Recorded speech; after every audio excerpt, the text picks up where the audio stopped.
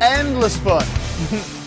Endless fun. A backing track that I could sit and jam with all day. I've been fun testing that one for the last, I want to say the last half hour or so. It's a lot of fun. Folks, I'll tell you more about the backing tracks in a second. How you doing? Nick Jennison. It is the Monday Guitar Show. Welcome on board. We are continuing our discussion on practice this month. Today we're going to be talking about how you, that is you dear viewer, can get the best out of basically any guitar exercise. There's some parameters we're going to explore, some filtering mechanisms you might use to select the best exercises, let's say, and then also the ways you might scale them, the way you might adapt them, etc, etc, etc, to get the absolute best out of whatever track you happen to be, whatever exercise you happen to be playing. Folks, I'm noticing that we're getting some concerns about the audio. Let me know. I think everybody's saying that we can hear ourselves okay. Let me know if you can hear me all right. Hopefully you guys can hear the dialogue nice as well. You got me concerned now, you got me worried. I checked all this stuff before we went live, but hey, it's live television, folks. Anyway, listen, if you're new here, welcome aboard. We do this every Monday. We hang out, talk about the guitar. It's always a lot of fun. It's a privilege for me to sit and hang out with guitar players from all over the world, and hopefully, fingers crossed, you will leave a slightly better guitar player than when you arrived. We've been getting some great results for folks over the last, I don't know how long, and we are showing no signs of stopping. But before we get any further, let's say hello to everybody who is in the comments. We're going to begin by saying hello to PJ, who was the first through the door, followed by Marcine, Timothy Appling as well. Timothy Appling says, I like the Bruce Lee analogy. Now, see the description down below, or if you got the email saying we're about to go live, you would notice there was some reference to Bruce Lee in there. I couldn't resist. I was chatting to an older fella at the gym today who is training with an esteemed martial arts coach, and Bruce Lee came up in conversation. And it got me thinking about the content of today's stream and how we might frame it. But yeah, that quote about I don't fear the man who has practiced 10,000 kicks, I fear a man who's practiced one kick 10,000 times is somewhat apt. It's a cool quote though. I like that an awful lot. Also, really cool that you've got kids who are black belts. That is super cool. We love a bit of that. It's just a hobby, he says, but sometimes we'll find the time to jam when visiting each other, or referring to playing instruments. That is super cool, right? I love a bit of that. Family bands, very cool. I'm in a family band. I play in a band with a singer whose son also plays guitar. Very cool. Who else do we have? Very quickly, Larry Warren is in the house. Response Audio is here. Sacred Godslayer is here. Kim is tuning in. Kim, it's great to see you. Helmet Straps here. Crankatom's here. Now, Crankatom tagged us, myself and Marcine, in something on Instagram, I think a couple of days ago. I want to know what was going on with that, man, because that was a really cool sounding clip, but there was some like B-bender or like pedal steel action, I want to say, going on there. It looked like a lap steel clip, but you had some string bend stuff going on. Let me know what's happening there. Is it one of those Duesenberg bridges that'll do the lever style bending? Because I'm gassing really hard for one of those, right? What I really want is one of the fairy tale lap steels. I don't play a lap steel. I'm sure I can figure it out, but I don't have a lap steel. There's a big kind of hole in my collection, and those ones look super cool with those string bendy guys. Anyway, here's one from Mark McNish saying, hi Nick, hello all. Any thoughts on your progress in building speed? Yes, any thoughts on your progress in building speed developed? I was dealing with so much tension when practicing at higher tempos, and then suddenly this morning I felt more relaxed. It's a very good question, right? We'll address that as we go forward with today's stream. I think there's some stuff in there, certainly with the nature of progression and the nature of adaptation, and rates of adaptation that you can expect to see. But generally what you'll find is as you try and build speed, there will be speeds that will require you to be tense to touch on those speeds. These are kind of the challenging tempos that are maybe a little bit beyond our reach right now. Sometimes we have to reach into those, and sometimes we have to, I'm not saying embrace the tension, but sometimes we have to just kind of let the chips fall where they may with this stuff. But it does have a habit of figuring itself out, which is probably what you're experiencing right now. This, I guess, this adaptation to the practice you've been putting in, where you've been, you know, spending the hours doing all the good stuff, all the appropriate stuff, and then suddenly it works. We'll address that more as we go further. It's a very good question, though. If anybody's got any comments on that or any observations on that, do let me know. Jada Bartler is tuning in from the Czech Republic. Steve McDee's here. Foghorn is here. Franz is here. Block 18 is here. Deadman, Doogie Van Doogerson is tuning in. Says my tube guitar exercise is getting off my I can't say that word because we like money. It's early in the stream. And picking up my heavy Les Paul. Love a bit of that. Rory Callon is in the house. Steve Ford is here. Marl Riley's here. Who else do we have? Peter Montague is in the house. I love your guitar. Hey, thanks, man. I love this guitar too. It doesn't get as much love, I don't think, as the old 594, but it's a very cool guitar. We like an awful lot of this. Who else do we have? Lots of folks saying you can hear me okay. Whoo! Thank heavens for that. I was a bit concerned for a second there. Wow, if you hit the like button, you get a PRS. That's what happened to me. I hit the like button a bunch of times and then these PRS arrived. Can confirm. Folks, if I've missed anyone, oh, Chris, we're going to say hello to Chris here. Long time lurk. I love the lesson, so helpful. That's really kind of you, man. Thank you very much. Any chance you cover stopping unwanted string noise? It's the one thing that totally ruins my playing. Much obliged. Chris, we'll address that in the Q&A section, which is going to be coming later on the streams, so we'll get onto that. Big Paul Toll is in the house. Paul, it's great to see you, man. This better be good. I'll try my best. I'll try my living best. Anyway, let's get on to the meat of today's session, which is how we can get the best out of any guitar exercise. But first of all, let's begin by discussing what we mean by exercise, because exercise practice and practice not the same thing, right? So you may consider practice, as we've discussed in the past on the streams here, as some dedicated playing time, a dedicated amount of playing that you do with the sole goal of improving one or more aspects of your musical skill set. Now, this is distinct from playing and distinct from rehearsal. Rehearsal is where we are learning things and ingraining things into our vocabulary. Right, so let's say, for example, I have a band rehearsal tomorrow night. There's a couple of songs I'm going to need to rehearse to make sure I know how to play them, so I'll be addressing those in some rehearsal time. That's not the same as practice, because in that time I am not really dedicating my efforts towards improving my skills. I'm just improving my ability to play. I'm not improving my skills globally, let's say. I'm dedicating my time to improving my ability to play one specific piece or one specific lick, let's say. I would call that rehearsal. Practice is when we spend time to improve our skills. So an example of that would be if I sat down for, say, 30 minutes and I practiced crossing strings with my plectrum, let's say. So make sure the slapback's not on, that might be annoying. But let's say, for example, I practiced this sort of thing.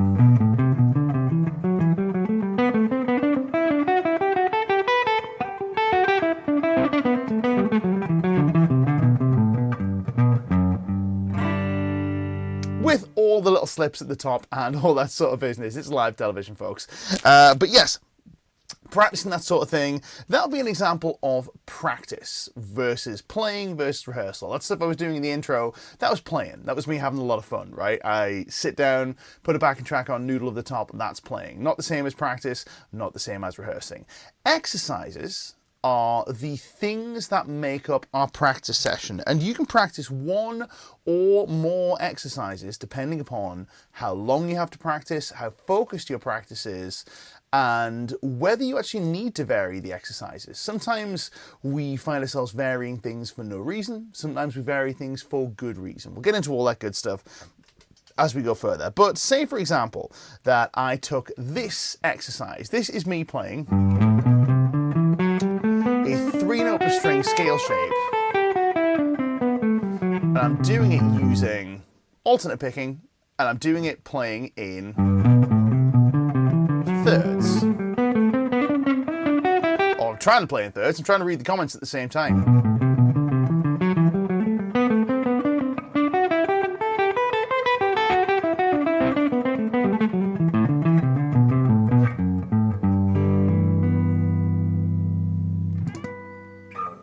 And so on and so forth. This would be an example of an exercise. And this exercise, I could play for my entire practice session, or I could mix it up with different variations of the same exercise, or I could play an entirely different exercise. These are all the little units that go together to make up a practice session. And playing exercises in practice is unavoidable. It's not something that we cannot practice without the exercise, because the exercise is something that facilitates practice, the thing we do when we practice. It'd be a bit like saying, oh, I went to the gym and worked out, and I went, oh, cool, what exercises did you do? And you went, well, I didn't do any exercises. I just sort of worked out. Like, well, what? You had to do exercises. Did you, like, I don't know, did you lift some weights? Did you go on the treadmill? Did you do some stretches? Did you do some yoga? Did you do some sit-ups, some pull-ups? Did you bench press? I don't know. They're all exercises, right? It is unavoidable. If we are practicing, we are doing exercises. Now, this leads me to exercise selection. And this is tip number 1 for getting the best out of your exercises, which is to choose appropriate exercises for the things that you want to do, the things you want to achieve. And we're going to go back to the gym analogy for this, because it's something folks find quite easy to understand, I think. But let's say, for example, that you came to me with the goal of, you went, Nick, you're the fitness person in the friend group, to which I would go, fitness, maybe not so much, but the lifting weights person in the friend group, maybe. But you're the fitness person in the friend group. I want to improve the size and shape of my arms. Arms are cool. And I go, okay, cool, right, what have you got in mind for improving the size and shape of your arms? And he went, well, I'm going to go and run. And then I'm going to do some squats. Be like, well, those are cool exercises, right? Running is good. It's good for your heart. Good for your, I don't know, mental toughness, all sorts of things. I don't like to run. Not my favorite thing. Squats, same deal, right? They're good. Good exercises. Great. It'll get you in good shape. Will they improve the size and shape of your... No, because you're not using your arms. You're using your legs for the most part, and some other stuff too. The arms, not necessarily taxed by the old squats and the old running. Now, you may be wondering, Nick, why are you talking about running? Why are you talking about squats? This is a guitar broadcast. Yes, it is. But let's say, for example, that I wanted to improve my finger independence, right? This is one of the things that people come up with all the time. I want to improve my finger independence. So I'm going to do this.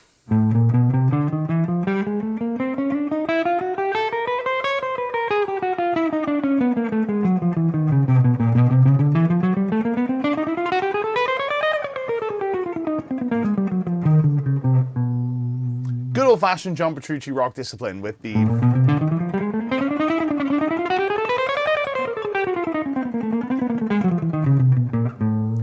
little shift in the middle. I'm going to play that. That's a classic exercise, right? And that is going to address my finger independence. Is it though? Is it though? Because here's the thing. When we're playing this combination of fingers, this combination of fingers is what we might call 1, 2, 3, 4. 1, 2, 3, 4, 1, 2, 3, 4, 1, 2, 3, 4, 1, 2, 3, 4, 1, 2, 3. Out of your 4 fingers, there are lots of combinations that you could play, right? Off the top of my head, because I've done this exercise quite a lot, I think there are 24 potential combinations of fingers without repeating another finger. Top of my head, that sounds about right. Yes. So this is only one of those combinations, right? And while it will get you better at doing this, playing 1, 2, 3, 4, if there comes a time when you have to play, say, 2, 4, 3, 1,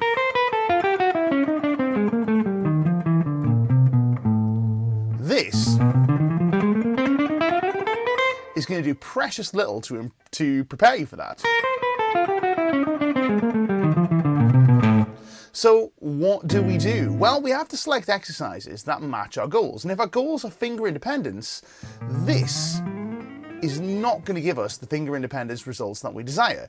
It's going to give us the ability to play this, sure, but it's not going to challenge our ability to play with, say, for example, complete independence of the pinky and third finger, or the ability to go from pinky to third finger to second finger, for example. We've got a question from Block 18. Very good question, right? How do you get up to the speed you're doing the exercises at? Well, a lot of time sunk into them is the question. But we're actually going to address speed as we go further, right? That's another point that I have for a little later on. So I'm glad you brought that up, but that's coming. So what do we do in this case? Well, what we do in this case is we could say, well, look, that's kind of a cool exercise, but I want to do some more stuff with this, right? I want to actually challenge my finger independence.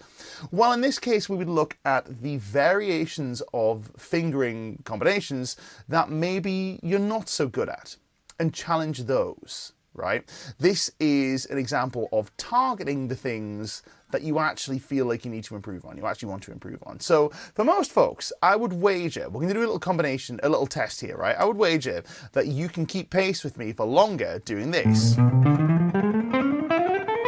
1, 2, 3, 4. 1, 2, 3, 4, 1, 2, 3, 4, 1, 2, 3, 4, versus doing even this, 1, 2, 4, 3. See, I can't even do it at that speed. So let's throw some drums on. Let's find out, right? So we're going to see what's going on here. Show us the all hammer-on legato technique. It's a good technique. We'll get to that, right? We'll get to that. Hammers only, it's a cool thing. We discussed that on one of our legato streams a little while ago. It's definitely a fun thing to look at. Now, we got some drums. Drums are coming in at 90 BPM right now. Let's play 16th notes.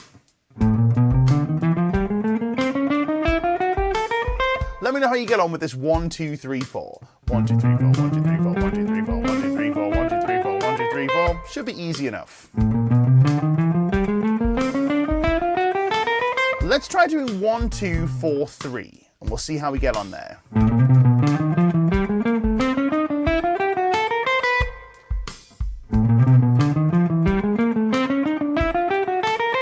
Now, we're not going to go any further with this in terms of the exercises, but we're just going to ramp the speed a little bit. Let's get up to 110, and let's see how we get on with 1, 2, 3, 4. I bet most of you will be able to do this with 1, 2, 3, 4. We'll go again.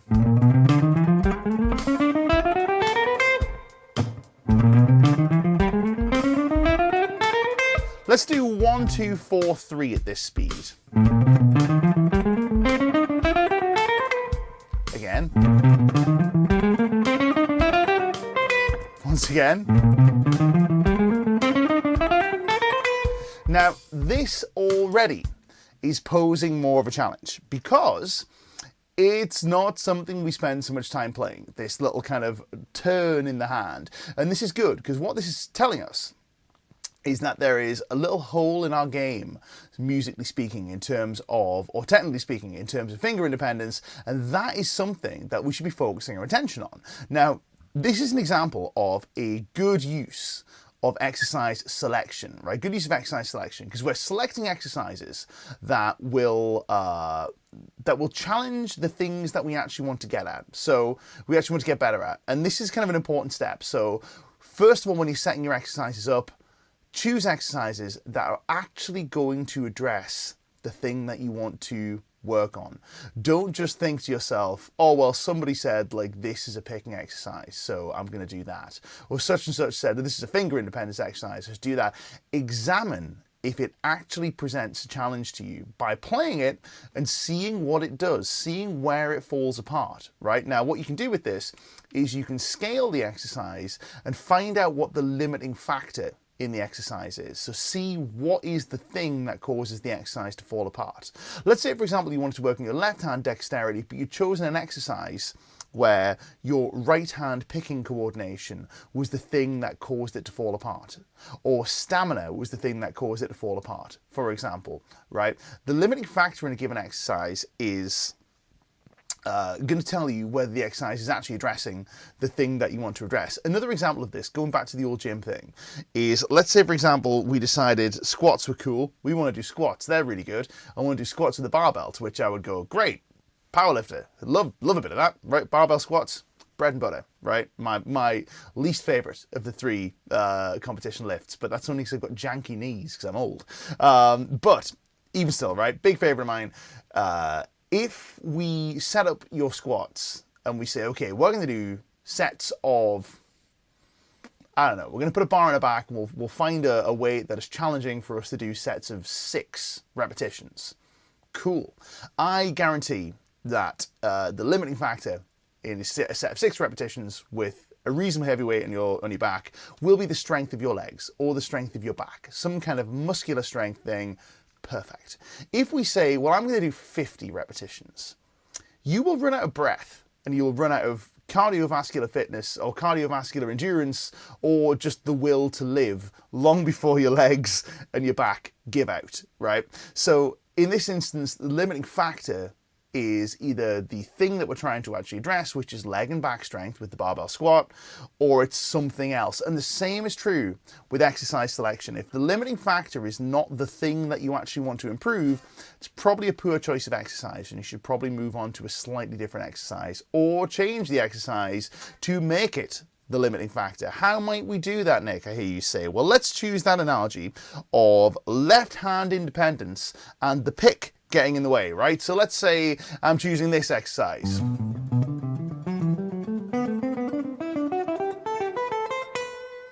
And I want to work on my left hand independence here.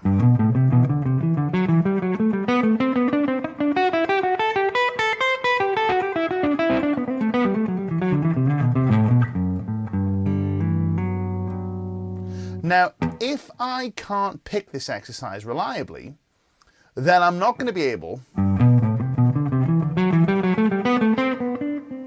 to bring it up to a speed where it's challenging for my left hand.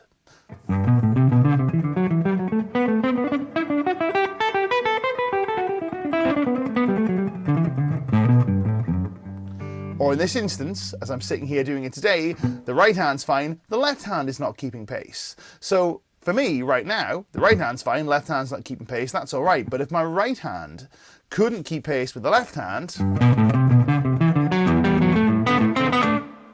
then this would be a poor choice of exercise. And what I may do instead is I may instead choose to eliminate the right hand and try and do mostly legato and see if that improves my ability to take the left hand as the limiting factor.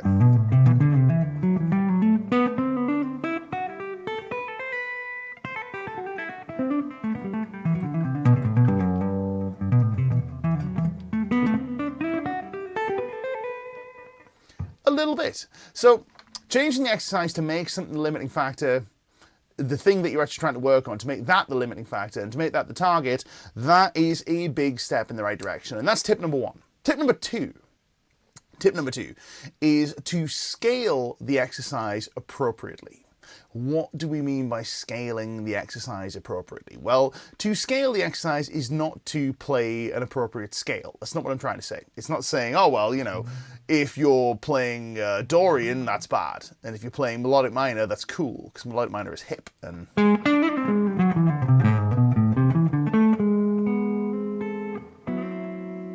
fine, a lot of fun, right?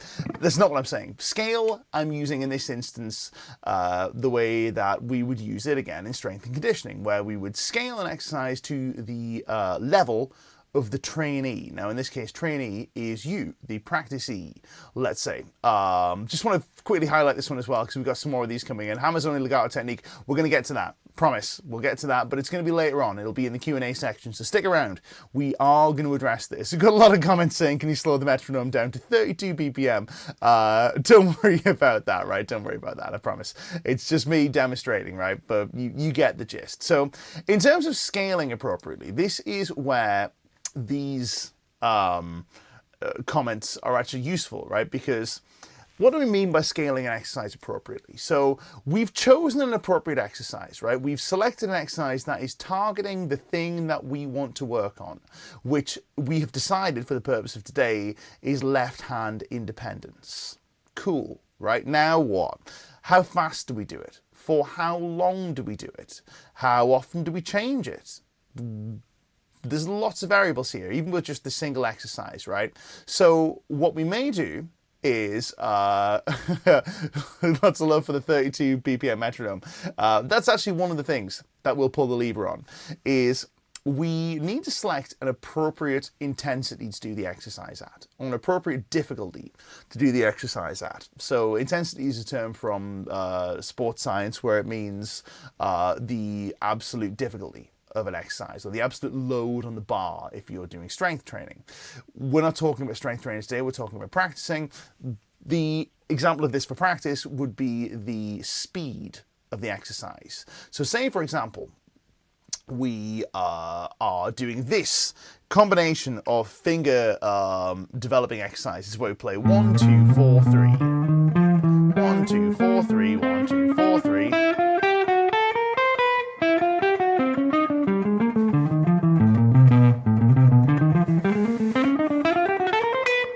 This exercise here, right?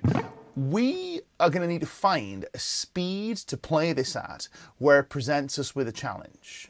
Or we'll need to find some variations we can do of this that will also present us with a challenge. And we're going to begin by scaling using speed. Now, speed is an obvious choice because as things get faster, they usually get harder. But there will come a point where the speed stops being useful. And the cutoff point for this is usually, in my experience, as we talked about this before, is quite high. It's 16th notes at 150 BPM. Now, I'd probably struggle to do this for you today. When I was sitting doing this stuff on the reg, I was able to crank it out around those kind of tempi, but right now, maybe a challenge. But we'll see. We'll see if I can get there. Who knows? If it all falls apart, then hey, at least we tried. So here's my exercise. I'll get into why that speed in particular. Now already that feels like an appropriate. Again.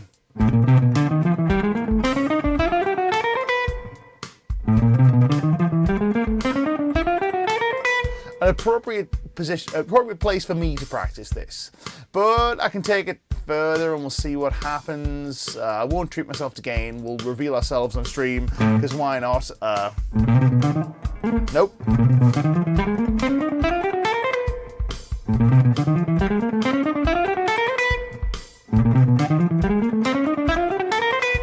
Yeah, who knows? It's pretty close. Let's try that 150 mark. The upper limit of what is useful. Yeah. Oh, that's tough.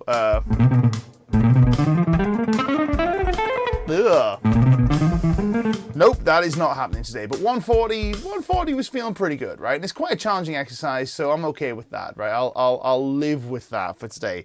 Now, what you heard there was the difference between an appropriate level of practice, a very challenging level of practice, and can't do the thing practice. So the sweet spot lives somewhere in the middle here, right? It lives somewhere in the midst where I'm able to do the thing, but it requires challenge. Now there is a trade-off here. There is a trade-off between how hard something is and how much of it you're able to do.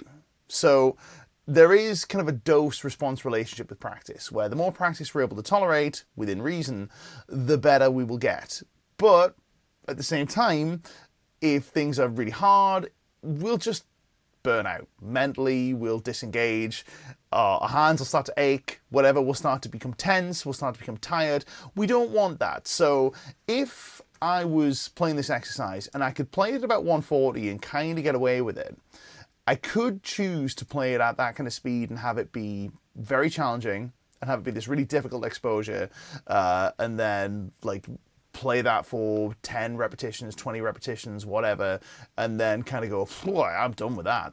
Or I could back it down a little bit further to the point where it's still quite challenging and I'm still getting a reasonable practice stimulus out of this, but it's not so challenging that it feels really, really hard. I could sit and probably play it for a good 10 minutes, let's say. Let's say I'm not going to do that now, but let's say, for example, I decided to do it. We'll go to these cameras, because why not? I decided to do it on 110, which was a nice, comfy place for me, where I could play...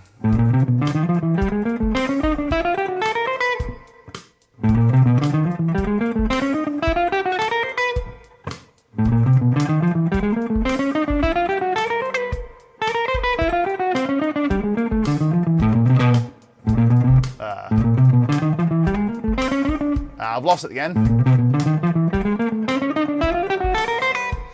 Glad I'm on those cameras because you can't see the faces I'm making, but that's okay.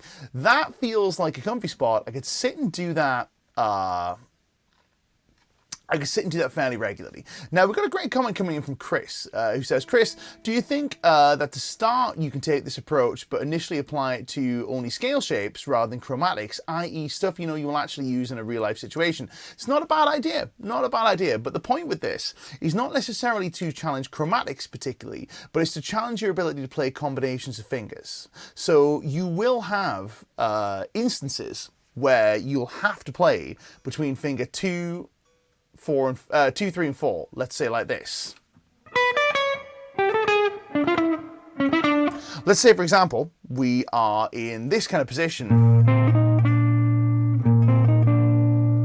where we're playing a root note. In this case, I've chosen B flat, totally at random, and then I have to play finger 2 for the 9, finger 4 for the sus4, and then finger 3 for the 3rd.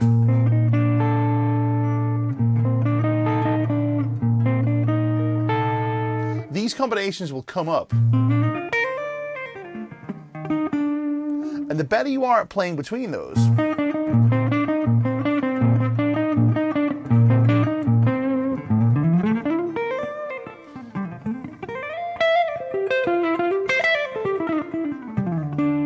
the better equipped you are to play it in scales.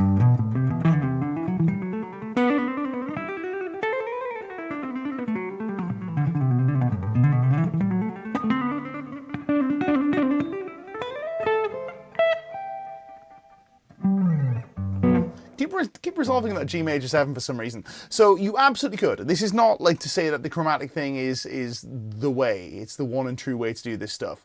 You can do this with any permutation of exercises that you think is useful and challenges the things that you want to work on. So scale playing is one, for example. Let's say, for example, you wanted to get better at playing scales across the fretboard. Well, chromatic exercises would be a poor choice of your time because it doesn't represent the thing that you want to get better at. It's kind of a specificity argument where we need to select exercises that are specific to our actual goals, whether that be just raw physical technique like we've got going on here, or whether it is something musical like scale playing.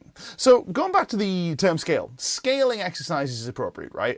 We scale exercises using speed. Speed is a good way to do it because we can track speed, and it's a nice easy way to figure out, have I actually gotten any better at this exercise, or is it just, you know, more of the same? And if we have a tempo where we know, okay, I could play this at 110 last week and now I can play it reliably at 115, we know you've gotten a little bit better. Whereas if you go, well, you know, today it feels less comfy, that's important, right? This kind of qualitative, experiential data is important, but so is the raw metrics, I guess, the raw numbers of how fast did you get or how able are you to play a particular thing.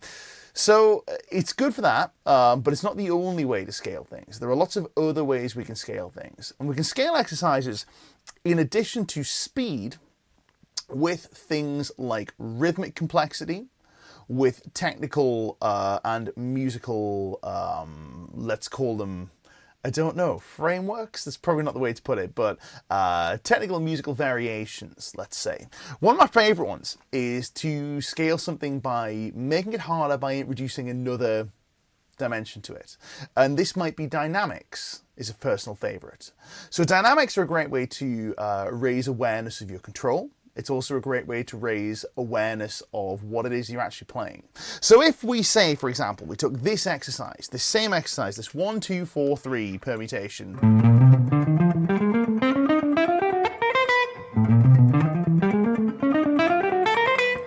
Let's say I wanted to make that more challenging without increasing the speed. I could set myself the challenge of playing one of the notes louder than the others. So I could say, for example, I'm going to play my second finger note.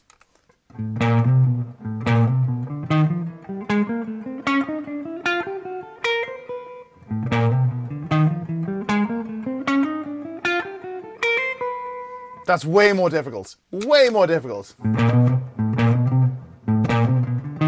Ah!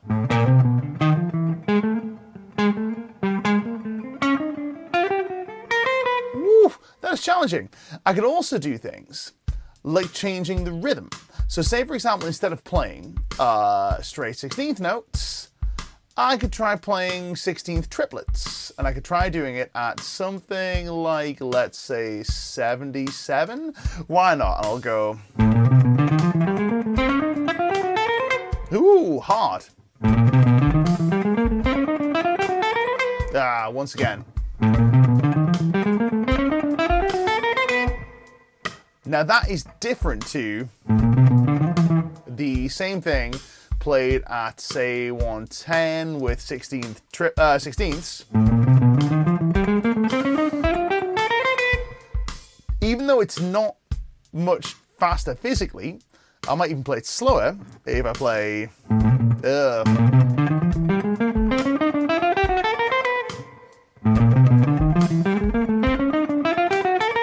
That is challenging. That is really interesting because it's challenging my ability to fire this stuff off when the context is different. So we can scale our exercises and make an exercise more or less difficult based on what we're personally trying to achieve by using things like this. So we can add complexity, we can remove complexity, we can increase speed, we can decrease speed. Another example of this in terms of complexity and scaling complexity to make it more simple is we might remove the string change. So the string change might be something that's tripping us up. Or let's say we went back to this exercise, which is this thirds.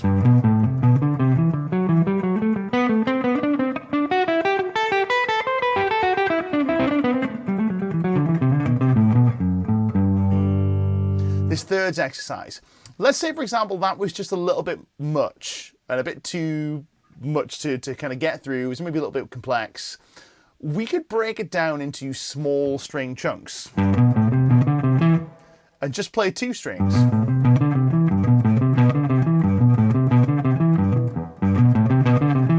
Again. And then the next 2.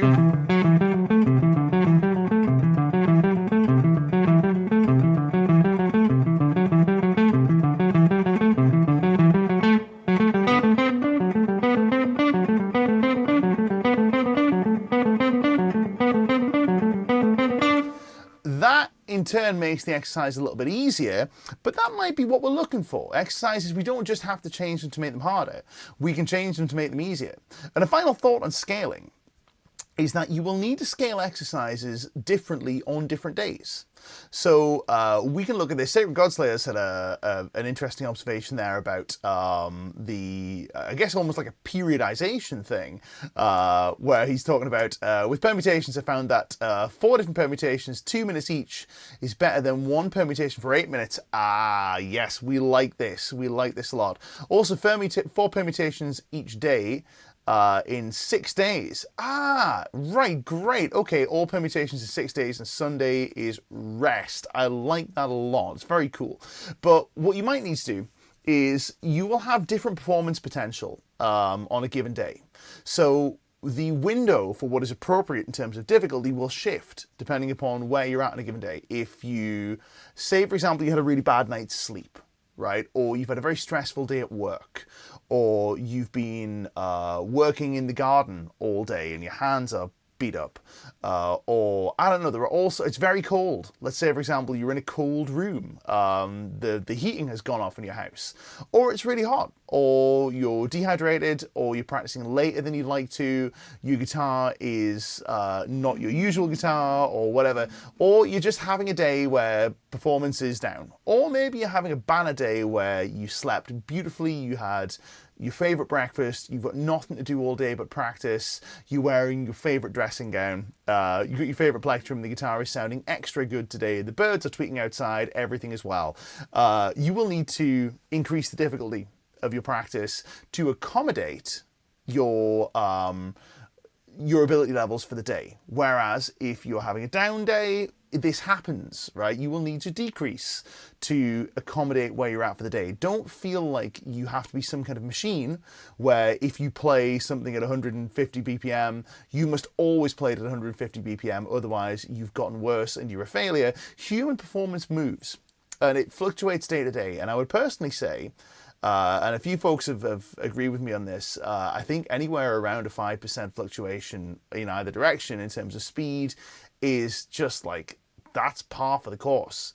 And even 10%, I personally wouldn't bat an eyelid at. I'd be like, oh, well, one of those days. If it trends down for a long period of time, we might need to look at something else, but that would be something to bear in mind. So scaling appropriately. Now, our third tip, because we got 3 and we like 3 tips, right? Our third tip is to focus your attention on the musical aspects of the exercise. Focus your attention on the musical aspects of the exercise, because let's not forget, the thing we're trying to do here is to get better at making music, right? What do I mean by getting better at making music? You can't have better and music in the same sentence, Nick. That's not how it works. Well, we kind of can, because we're not saying that the music you make will be better, but what we're saying is you will be better, you will be more reliable, let's say, you'll be more consistent at playing things that you enjoy the sound of. And that's how we can quantify whether you're playing good music or not, is do you like the sound of it? If you like the sound of something, it's good. And that's all there is to it, right? We don't need to agonize over it. If you think it sounds good, it's good.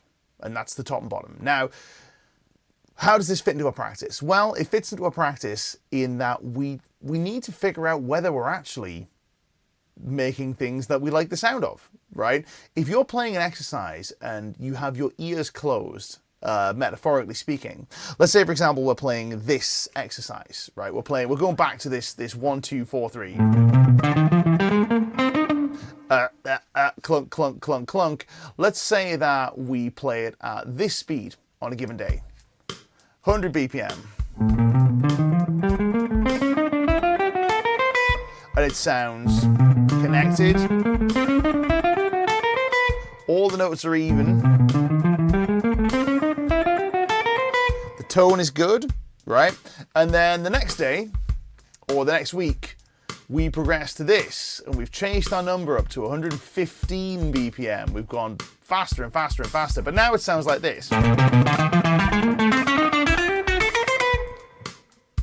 Well, you got faster, and you played all of the notes, but there is an obvious difference in terms of the sound. There is a very obvious difference in terms of the delivery of that, let's say. This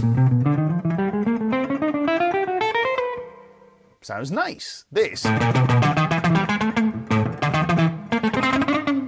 hideous, even though it was to get it.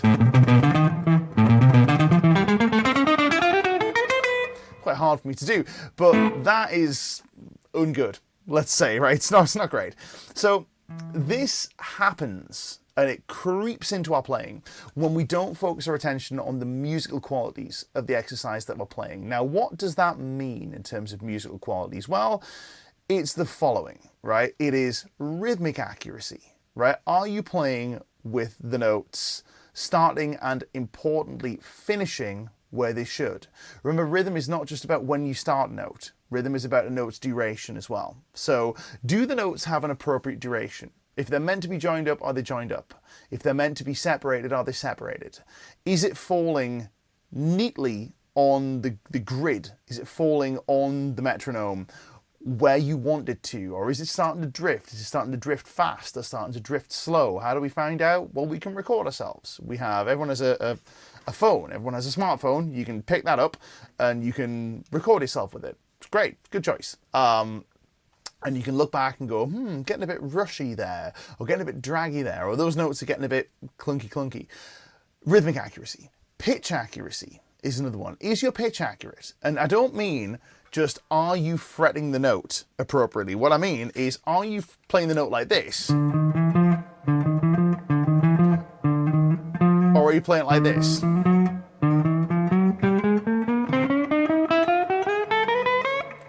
Right? That, even if we get faster with that, not going to sound that great. How is the tone of what you're playing? Is the tone appropriate? Are you still playing with a pleasant sounding note? If we slowed down any of these notes and just lingered on any one of them, let's say, for example, we're going to linger on the 3rd finger of the D string, would that be a good sounding note all of its own, or would it be like this? Clank. Gross, right? Unless that's what we want. You know, maybe we're playing some heavy, high gainy, Zakk Wylde stuff, and we want, whoa, the amp is shouting at us, and we want this.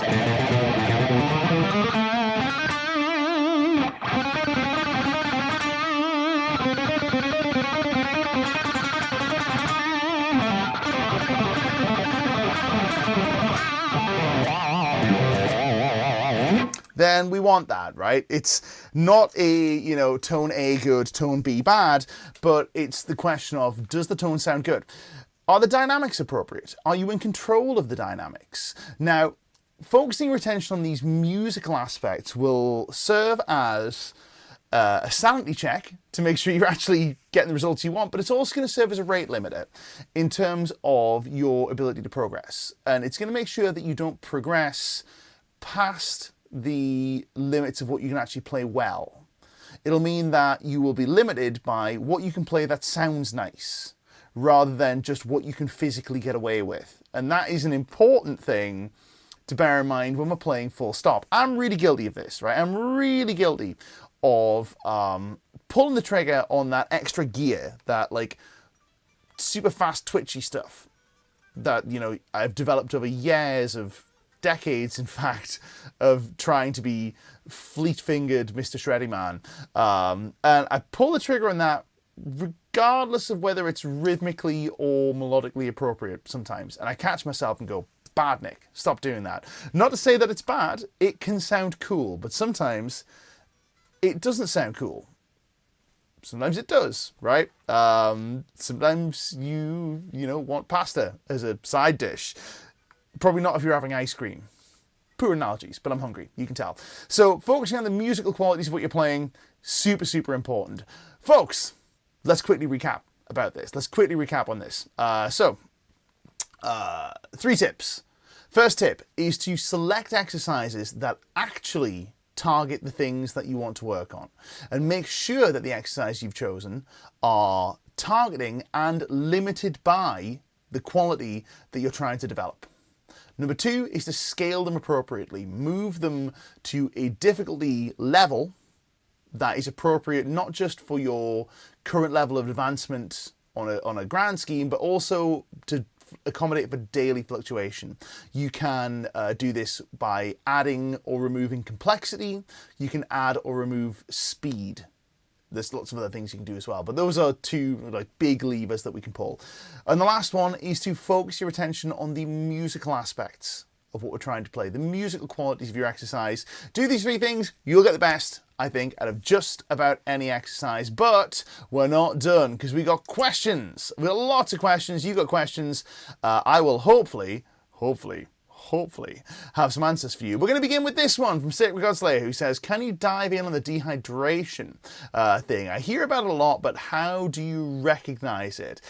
It's a tough thing to recognize, and it's also a tough thing to recognize in terms of your playing, right? Because the fingers aren't really limited by hydration in the way that a voice is maybe limited by your overall hydration status. But here's the thing, dehydration, you can't even really go on thirst, because thirst is a lagging indicator of hydration status.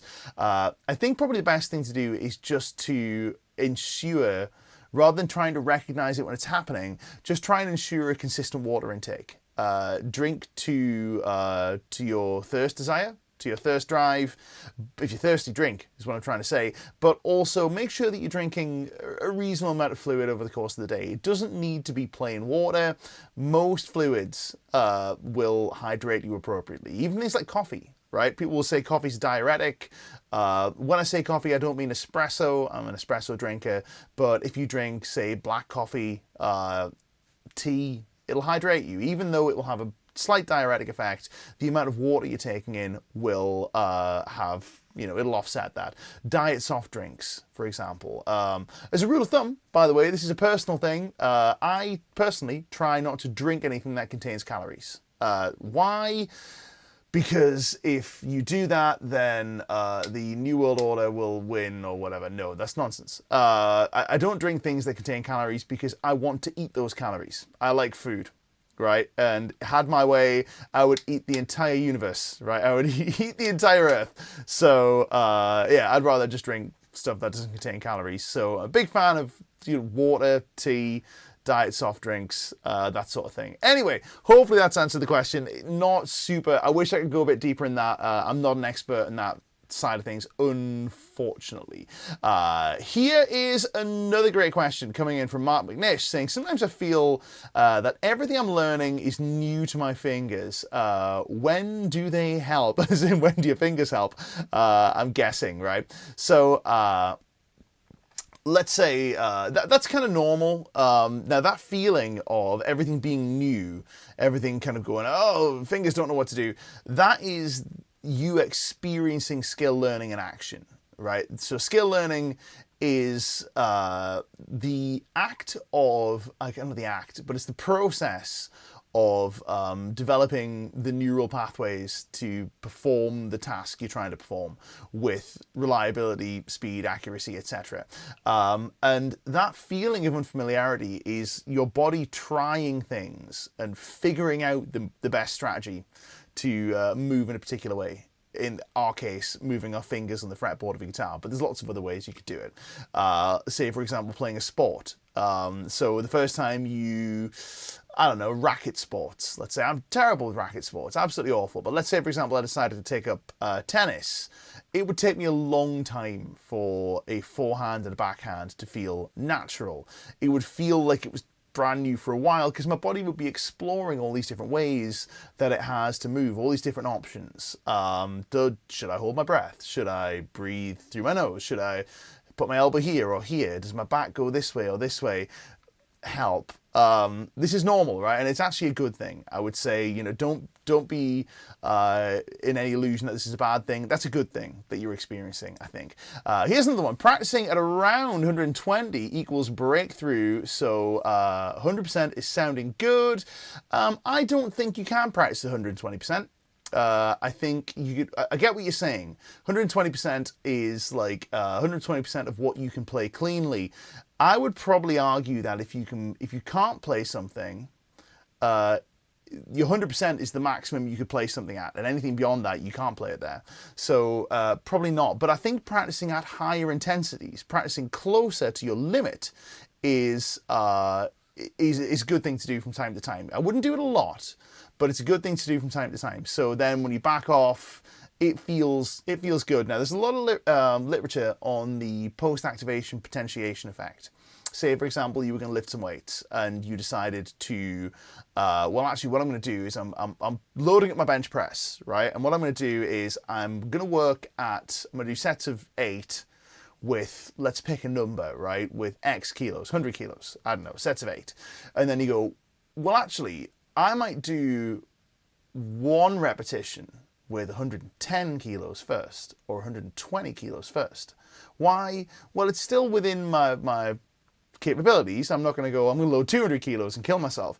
No, it's not that. You're going to load up something you can handle, but that's heavier than the thing you're about to attempt. So then when you unrack the bar for those sets of 8, it feels nicer. It does, the weight feels lighter. And the same can be true with practice, right? Playing something faster can make things feel easier downstream. Here's one from PJ I wanted to hit on. He says, it hurts my brain much more than my fingers. This is referring to the dynamic and the rhythmic variations we were talking about before. Now, yes, hear you. I totally hear you on this. But here's the thing, right? When it comes to practice, when it comes to skill, it's your brain that's doing the moving. So your fingers don't have brains. It can sometimes feel like they do, but your fingers don't have brains. Your brain is doing the playing, right? And if your brain is challenged, then your fingers are being challenged. I know exactly what you're saying, right? Sometimes it can feel like, oh, well, my fingers could play this if only I could get my head around it. Getting your head around it is the process of your fingers playing it. If the fingers didn't play it for whatever reason, whether it's because you couldn't conceptualize something or because the rhythmic confusion threw you off, it's still an issue of skill, and it's still a skill challenge. So yeah, totally hear you, but this is a good thing. right? I think it's a good thing. Here is another one, right? A great question, saying, is this a common thing? I tend to progress to a certain tempo, very clean and controlled, then out of the blue, I regress like 5-7 BPM, can't even do that clean. Sure, it absolutely is. It can be a product of fatigue, it can be a product of just daily fluctuations in performance. That much I really wouldn't stress about. Like, I have gained and lost that on a daily basis for as long as I remember. It's just one of those things. You go, well, some days it's there, some days it's not. I think that I wouldn't be super concerned about. So yeah, don't beat yourself up about that. If you are, you're not machine. That's what I would say. Mustache Metal with a very interesting question says, do you think hand size, wrist shape, etc. affects potential picking hand ability? A lot of guys will... a lot of guys with incredible technique seem to have very similar hand shapes, e.g. Paul Gilbert, Buckethead. It's an interesting hypothesis. I'd be interested to look into that. I think the thing is, though, for every example of a player with great technique that has certain proportions, you can find another player with equally great technique that has different proportions. So for all we could say, you know, Paul Gilbert and Buckethead have these fantastic techniques, and they have these long spider-like limbs, like Steve Vai is another example. Phenomenal technique, long fingers, long hands. We could then look at someone like John Petrucci or Rick Graham, who doesn't have those and has like stout joints and quite like muscular, thick hands. Or we could take a look at Malmsteen, for example, who's got hands like a bricklayer, huge, big, thick, meaty hands. Or we could look, I keep bringing up Tom Quayle as an example of a player with quite small hands. Tom famously has very little hands, phenomenal technique, also really great picking technique too. So I don't think so, but it'll be interesting. What I think it probably has got some, probably is some merit to, is the idea that proportions might predict a player's preferences to an extent. Probably not entirely, but preferences in terms of the types of picking coordinations they might like to do. Maybe. But then again, I wouldn't like to speculate. It's a very interesting question though, right? Super interesting question. So a couple that I promised I would get to, right? A couple I promised I'd get to. So here is a really good one from Mark Manish. I said I would get to this one, and we'll get through these. If we run a bit long, we run a bit long. Okay.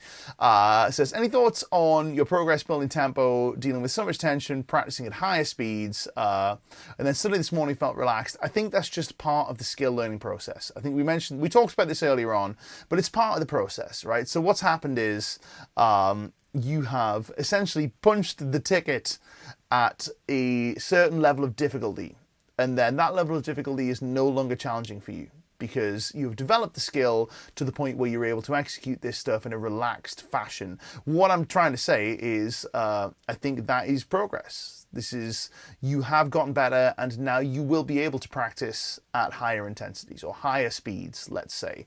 So it's a cool thing. We like a bit of that. Okay, I promised I would get into the left hand only legato thing, right? I've kept our friend waiting for a very long time. I do apologize, but you know, lots of stuff to get through today.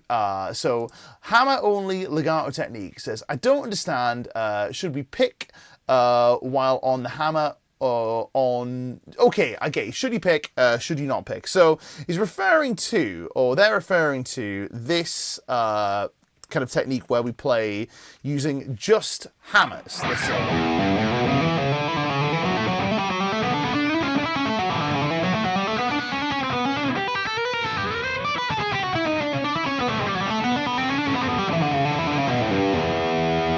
I personally wouldn't pick while doing that, because here's a few things. First of all, I only really do this in some very, very specific musical applications.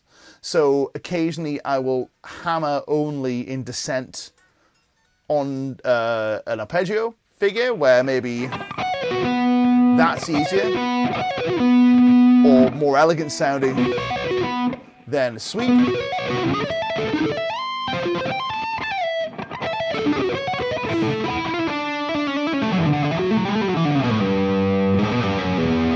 Usually for me, I'm doing the pull-off thing. So I'll only really use this in very specific situations, or when I'm trying to practice my legato timing.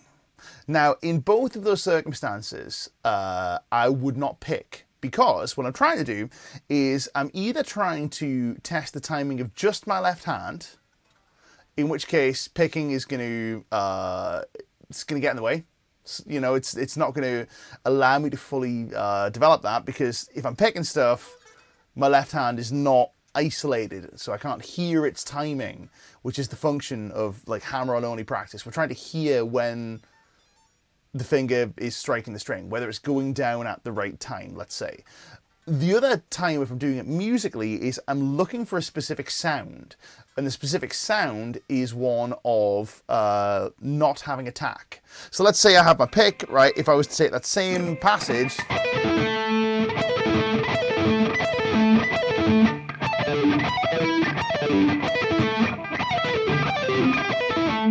that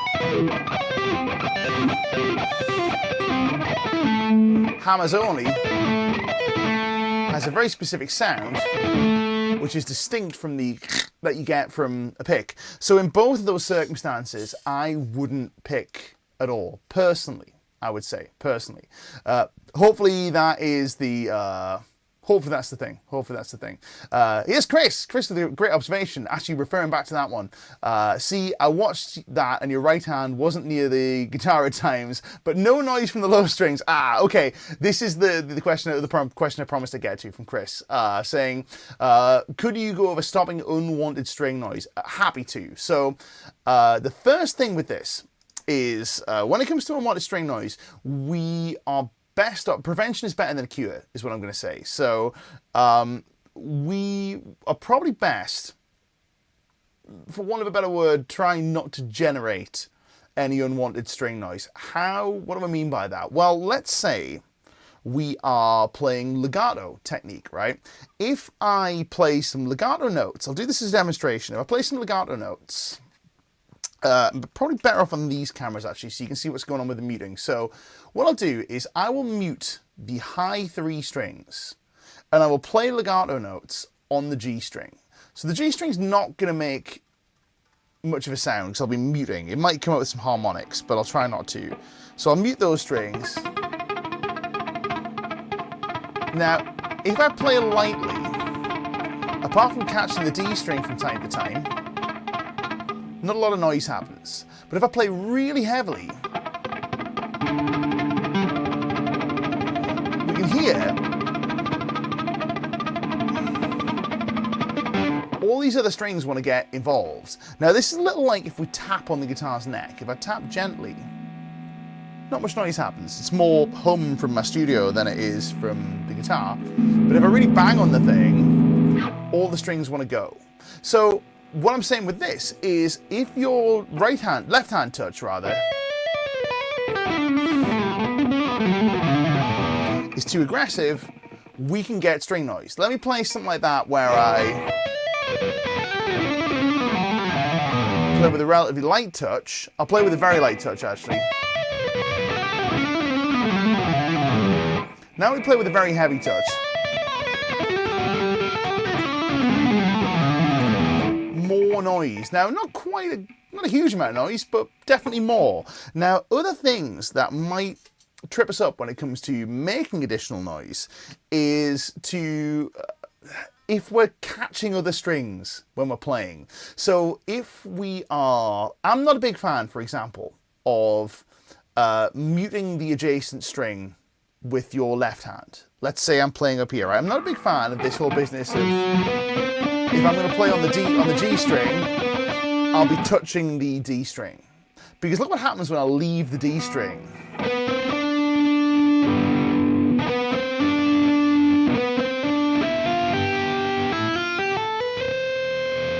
Not a fan of that. I would rather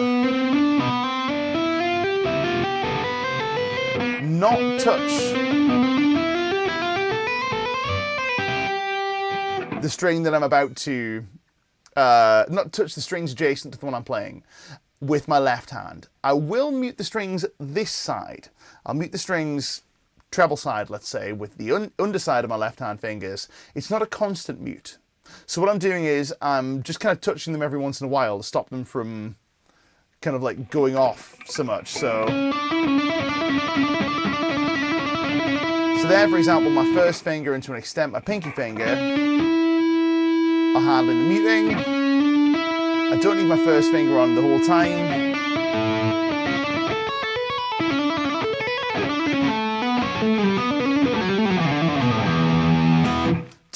I don't need my first finger on the whole time to dampen the strings. Now here's another thing with this. With right hand muting, with all this sort of business over here, you don't actually need to mute the string all the time to stop it from being noisy. You just need to catch it before it goes out of control. So for example, if I'm playing here,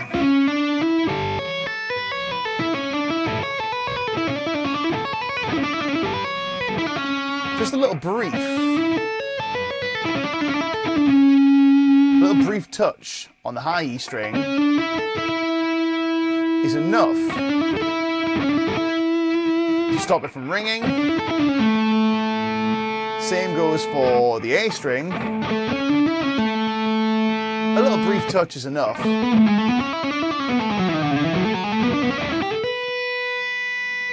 to stop it from escaping, let's say. So kind of unformulated thoughts there, I'm afraid, Chris, but I think what I would probably suggest is a couple of things. First of all, focus your attention on the lightness of your touch. Make sure that you're not generating any additional noise that you don't need. Focus on, I guess, kind of like a muting style that isn't constant. A muting style where you don't need to have your fingers in contact with the strings all the time, because that by its very nature also reduces noise, because we do this, noise happens. So think more about the mute being something where you go just a very little brief dampening of the string. Just, Joey Dunno in with the comments. I love it. I love it. Right, a bit of that. Right, I'm saying nothing. But yeah, so that, just a very, very brief momentary touch on the string is enough for the dampening. We've got a great question from Mr. Cookie that I'm afraid I'm not going to be able to get into because we've already run out of time. But listen, man, come back and ask me this next week, right? Next Monday. We do this every Monday, folks. If you got questions, we hopefully have answers for you. We'll try and spend more time in the Q&A because these questions have been really great. But come back and ask me, man. Come back and ask me. Chris, come back next week and let us know how you get on with the muting thing as well. If you got more questions, I'll have a bit more time to think about it, so I may have more answers for you. In the meantime, I'm going to play out on another new backing track that I've been working on. I'm writing loads of backing tracks for Lick Library right now. If you're not subscribed, you know where the button is, right? Lick Library members, you get access to loads and loads of great backing tracks in addition to all the lessons that we do. Don't forget to give this video a thumbs up on your way out the door. It's been a lot of fun. I'm writing loads of backing tracks. This is one of them, and I've been fun testing it today. I think the most important, I guess the most important quality of a backing track is, like, is it fun to play over? So I've been playing over them and seeing if they're fun. And this one is quite good fun. It's an F sharp. It's coming to your membership very, very soon. In the meantime, my name's Nick Jennison. It's the Monday Guitar Show. Thank you so much for tuning in. I'm going to play us out on this. I will see you guys next week. All the best. Take care of yourselves. Have a good week.